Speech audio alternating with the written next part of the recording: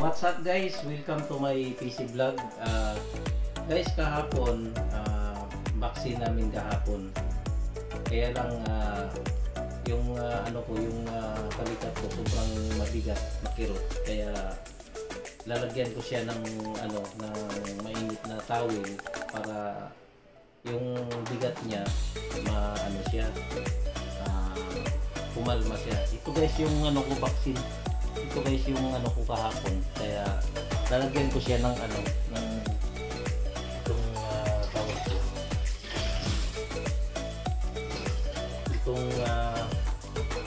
tawil na mainit guys para matanggal yung niya guys, yung tawag to, yung sakit. Kasi masakit talaga guys. Kasi kahapon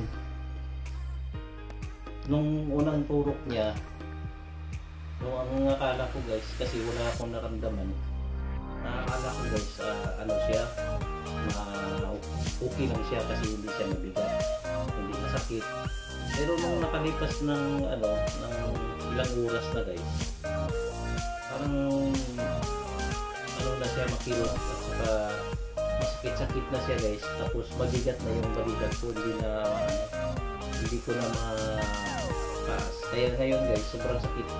Kaya nilagyan ko siya ng mainit na itong tawel na mainit. Inano ko sa tubig na mainit, tapos pinugahan ko para matanggal yung niya guys, yung kirot at saka bigat ng balikat. So yan ang isi-share ko sa inyo guys. Sino po yung hindi pa nakapag-vaccine sa pang-apat na vaccine, kailangan yung mag-prepare. Inom kayo ng maraming tubig. Mayroon kayong tawag to, yung treatment na para pag i-inject yung pang-apat na dose, hindi siya masyadong masakit. Kain kayo ng mga inom kayo ng juice, yung yung tawag to, yung pineapple juice o carrot juice.